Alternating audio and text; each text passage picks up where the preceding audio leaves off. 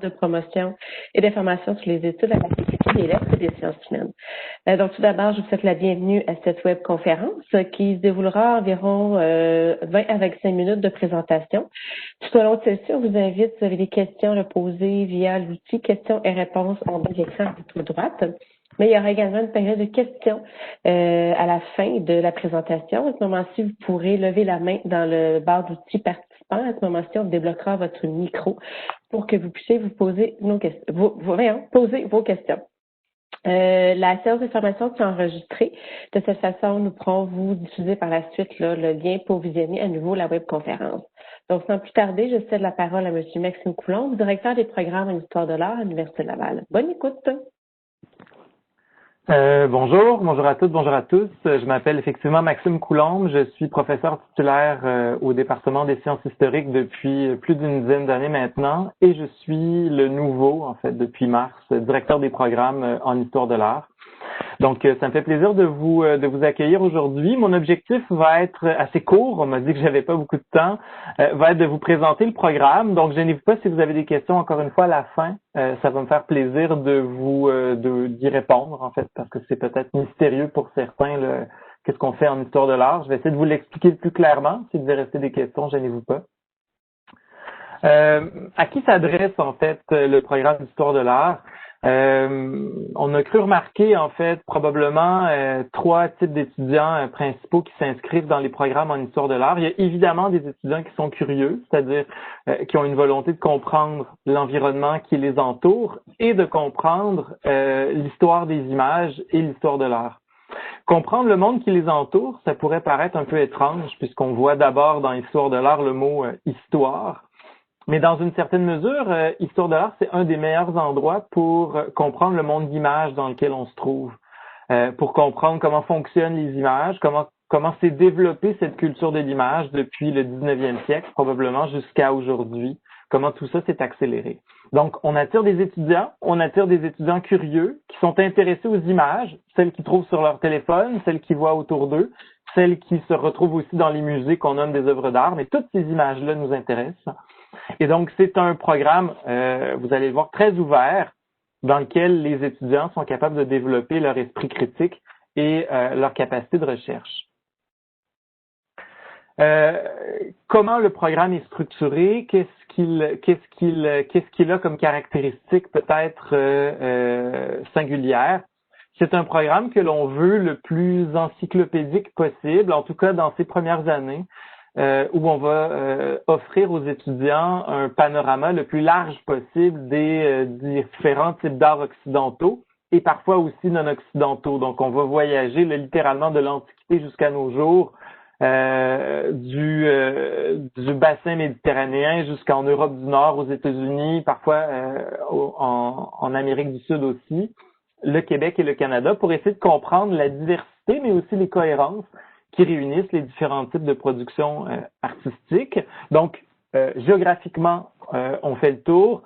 En termes d'histoire, on remonte jusqu'à l'Antiquité et jusqu'à nos jours.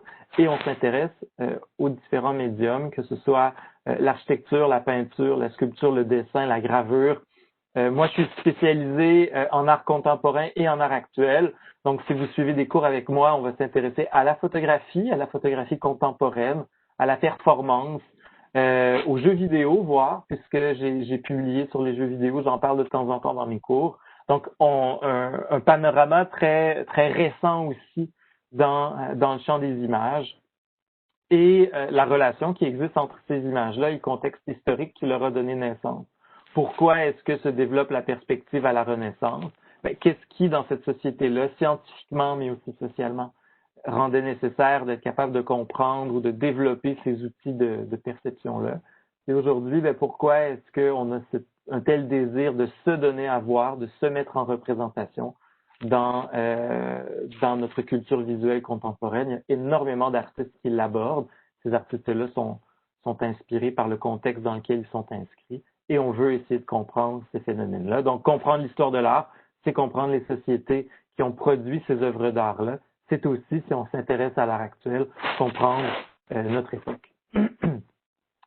Il y a, au fond, deux programmes centraux en histoire de l'art. Il y a un programme de 3 ans le baccalauréat de 3 ans. Il y a la possibilité aussi pour les étudiants de suivre un certificat d'1 an, qu'il est possible de combiner avec d'autres certificats, d'autres programmes, ou pour ceux qui auraient un désir particulier d'approfondir leurs connaissances, ou bien par un retour. On en a plusieurs des étudiants qui reviennent aux études après être allés sur le marché du travail. Ils vont parfois viser l'obtention d'un certificat pour perfectionner leurs connaissances. Par exemple, si vous êtes dans le milieu culturel, vous y aboutissez des fois un peu par hasard, ou il y a des emplois qui s'offrent à vous, ben, vous venez faire un certificat pour vous donner une bonne connaissance de base en histoire de l'art. Parfois aussi, il y a des gens qui décident de retourner aux études un peu plus tard dans leur parcours personnel. Donc, le certificat, c'est une belle formule. Sinon, le bac vous donne une formation de 3 ans, méthodologique, théorique et aussi de corpus, et ça vous ouvre la porte à vous rendre à la maîtrise ensuite. Une maîtrise, on va le voir, là, qui soit une maîtrise en histoire de l'art, mais aussi une maîtrise dans les autres programmes du département des sciences historiques, parce que vous êtes en histoire de l'art, mais histoire de l'art à l'Université Laval fait partie du département des sciences historiques, et toutes ces disciplines-là sont proches. L'archéologie, la muséologie, l'ethnologie, l'histoire à proprement parler, c'est des disciplines connexes, et donc vous allez devoir suivre des cours dans ces programmes-là, et si c'est ces disciplines-là qui vous intéressent le plus, il y aura toujours moyen, au fur et à mesure de votre parcours, de vous rediriger dans ces programmes-là, voire de faire votre maîtrise dans ces programmes-là. À quoi ça ressemble le bac? Donc, un bac de 3 ans.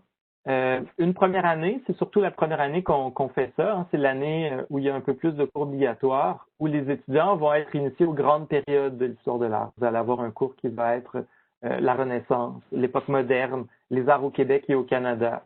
Moi, par exemple, je donne un cours qui s'appelle Art contemporain. Donc, vous traversez dans la première année les grandes périodisations de l'histoire de l'art.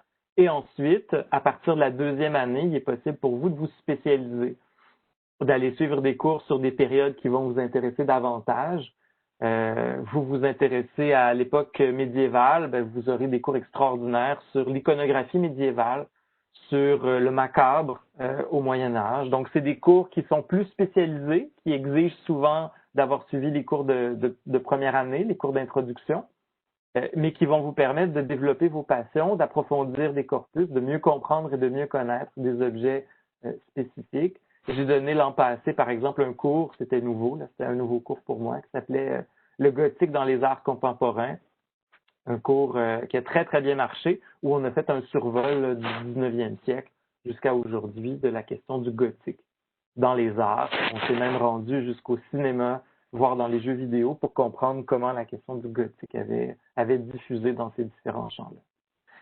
C'est une formation, je le disais tantôt, qui est multidisciplinaire, c'est-à-dire que oui, vous avez des cours en histoire de l'art, mais il y a une partie de votre formation qui exige de vous, vous alliez faire un tour aussi en muséologie, en ethnologie, en archéologie, pour vous donner les bases les plus solides possibles, pour vous donner une expertise dans des domaines qui vous passionnent. Une des qualités, je vais y revenir tantôt, des programmes en histoire de l'art à l'Université Laval, c'est que c'est un programme qui est à échelle humaine. Et donc, vous avez des séminaires en petits groupes, souvent un maximum de 12, où vous allez pouvoir échanger avec les autres étudiants et avec le professeur sur des sujets spécialisés. Le séminaire peut porter sur la question de l'histoire en art, ça peut porter sur le féminin et le féminisme, ça peut porter sur des enjeux théoriques particuliers. Le macabre, par exemple, ça peut faire l'objet d'un séminaire. La question de la violence, par exemple, dans les arts aussi, ça peut faire l'objet d'un séminaire. Donc, vous allez pouvoir approfondir ces enjeux-là dans la deuxième et surtout dans la troisième année, dans des séminaires de petits groupes. Encore une fois, je vais vous le répéter parce que c'est une des cartes, je dirais, les plus importantes du programme d'histoire de l'art à Québec, c'est que vous êtes en contact avec les institutions de la ville. C'est une ville qui est extrêmement riche d'un point de vue culturel et d'un point de vue historique. Donc, vous allez avoir la chance de vous rendre dans les institutions, que ce soit dans les musées, que ce soit dans les galeries, que ce soit dans les archives, pour aller travailler sur les sources, pour aller rencontrer les artistes, pour aller rencontrer les conservateurs, les muséologues et donc vous former à leur contact. On insiste de plus en plus là-dessus, c'est vraiment une des qualités du programme. Enfin, à chaque année, COVID change un peu nos plans pour cette année, mais ce ne sera pas pour l'éternité, COVID. Là. On organise des courts voyages avec les professeurs. On s'est déjà rendu dans le sud de la France, on s'est déjà rendu en Italie. Donc, les étudiants peuvent voyager avec le professeur durant l'été. Il y a des programmes là, pour ramasser des sous pour faire ça. Et ça permet donc de faire un voyage de découverte, d'apprentissage. C'est une expérience extraordinaire pour les étudiants et c'est aussi un lieu de formation là, très, très riche. Pour les étudiants motivés, pour les étudiants qui souhaitent aller plus loin, il est possible de faire un profil international où là, l'étudiante pourra non seulement faire un court voyage, mais pourra aller suivre une formation à l'étranger.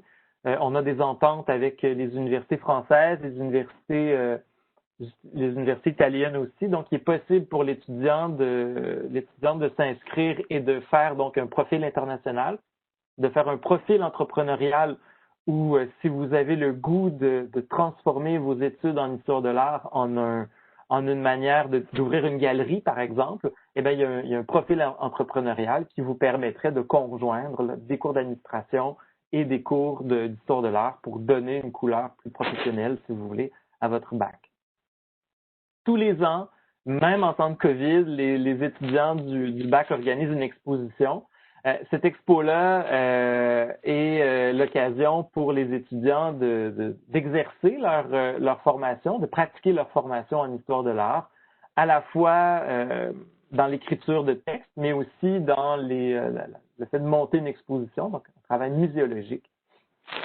Et enfin, il est possible pour les étudiants de troisième année motivés et qui sont solides de devenir assistants d'enseignement et de recherche pour les professeurs des programmes. Ça aussi, c'est extrêmement stimulant. C'est une manière de se rapprocher, peut-être pour certains, de la maîtrise. C'est une manière, en tout cas, de faire de son programme la possibilité de réussir professionnellement ensuite.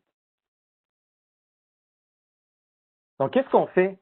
Qu'est-ce qu'on fait avec un bac en histoire de l'art? C'est peut-être le frisson, la question qui fait frissonner les parents. Comme je le dis souvent, en fait, moi, tous mes étudiants de maîtrise se placent. En fait, c'est même un problème.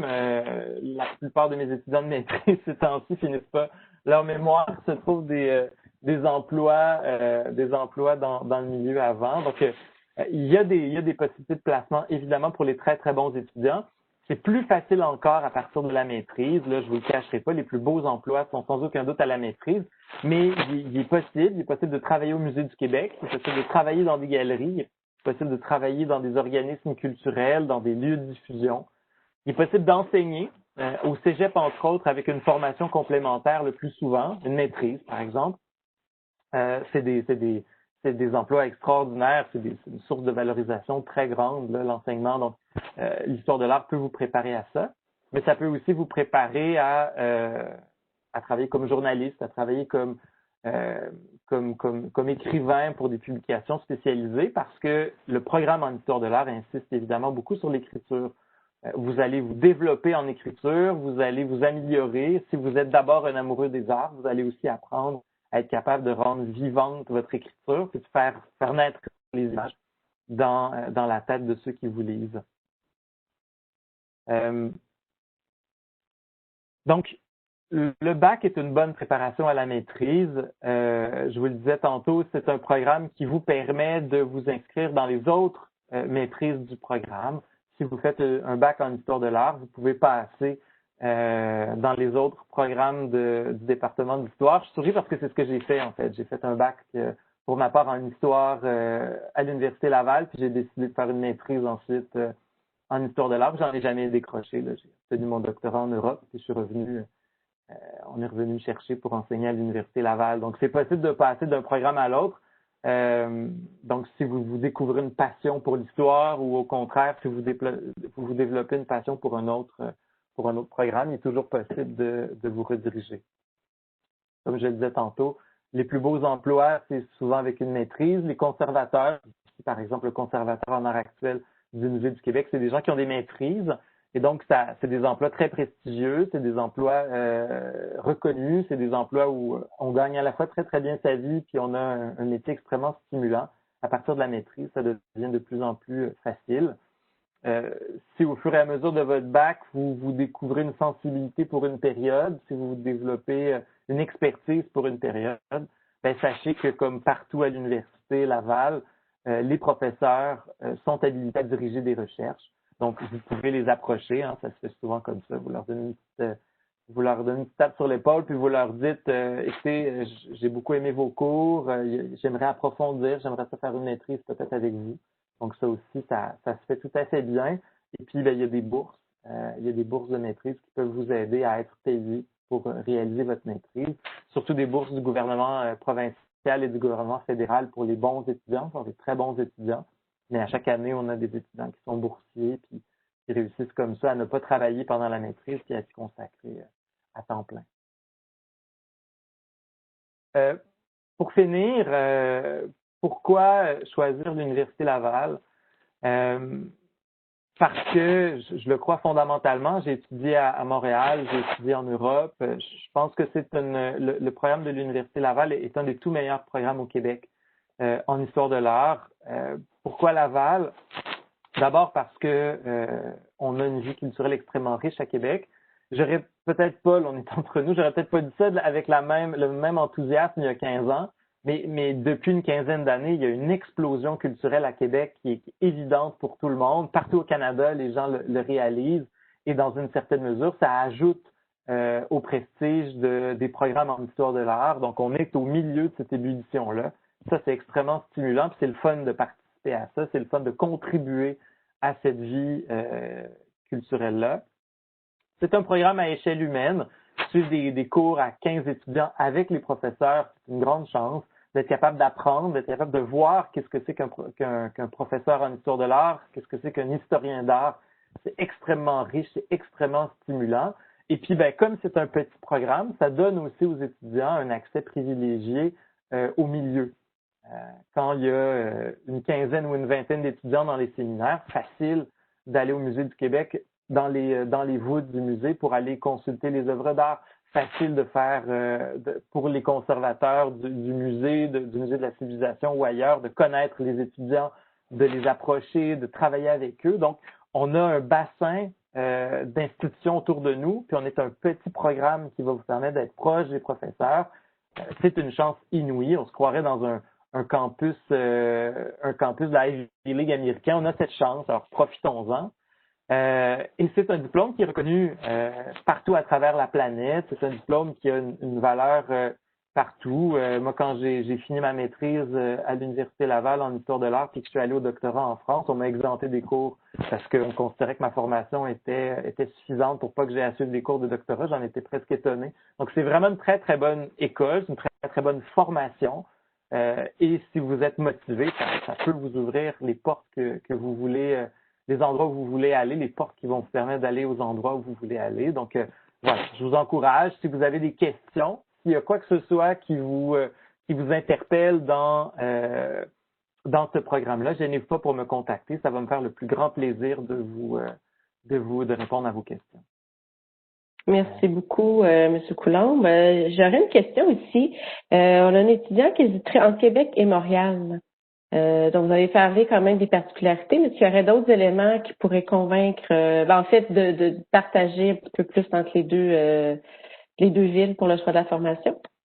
C'est une bonne question parce que c'est vrai que Montréal, c'est l'autre destination habituelle pour les étudiants de cégep qui veulent étudier en histoire de l'art. Il y a probablement deux grands avantages, à mon avis, à choisir Québec. J'ai beaucoup de respect pour les universités montréalaises, elles sont très bonnes.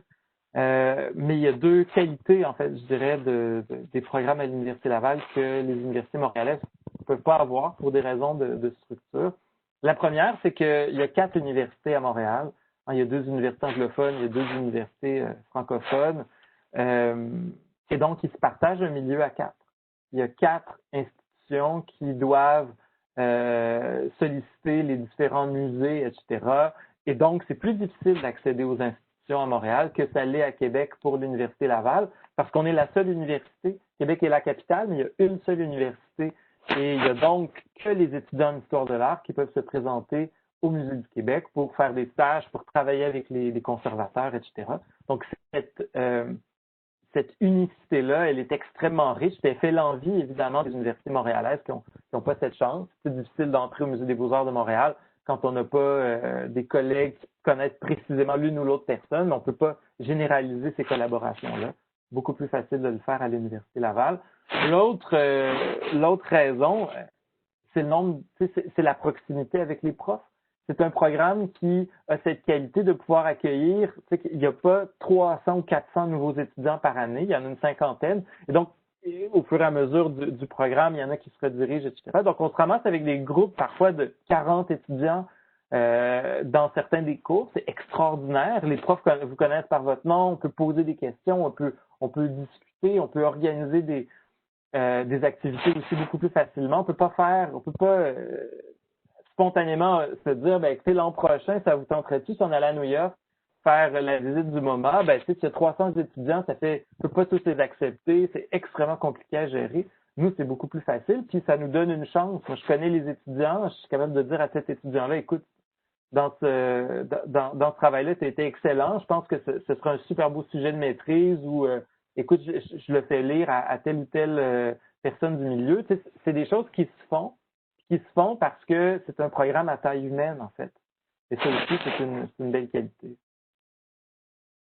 Merci beaucoup. Réponse très complète. Peut-être une autre question qu'on a ici également. Donc, tantôt, vous avez parlé qu'avec la maîtrise, il y avait des bonnes chances sur le placement par la suite, mais est-ce qu'au niveau du baccalauréat, est-ce qu'on peut arrêter dans le fond après le bac et se trouver un emploi? On peut. Il y a toujours la possibilité de se trouver un emploi après le bac. Il y a des étudiants qui deviennent des galeristes, en fait.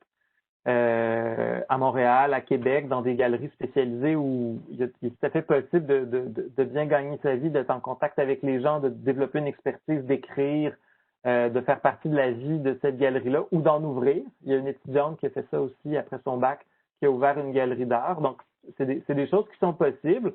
Il est possible aussi de travailler dans des organisations culturelles, de travailler dans des centres d'artistes. Oui, c'est évidemment possible.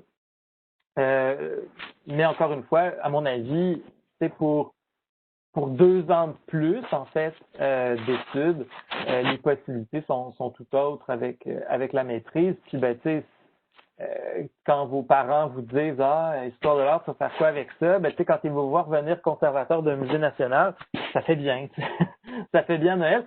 C'est des emplois que l'on obtient puis qui sont possibles de réaliser comme ça. Donc, tu sais, avec un bac, oui, évidemment, il est possible de se trouver des emplois. Les étudiants le font sans problème. Ça dépend un peu de l'ambition, ça dépend un peu du niveau de réussite que chacun veut atteindre. Mais c'est ça.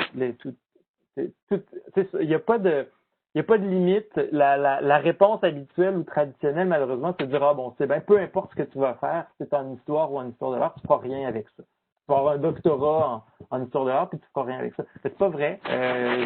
L'expérience nous prouve que c'est pas vrai. Au contraire, il y a des possibilités de se réaliser, puis il y a des possibilités de se placer aussi avec les diplômes en histoire de l'art. Merci beaucoup. Donc, moi, je n'ai pas d'autres questions. Je vous laisse le mot de la fin, M. Coulombe. Merci. Ben, merci de votre présence. Puis, si vous avez d'autres questions, encore une fois, faites-moi signe. Ça m'a fait plaisir d'être avec vous autres ce midi. À bientôt.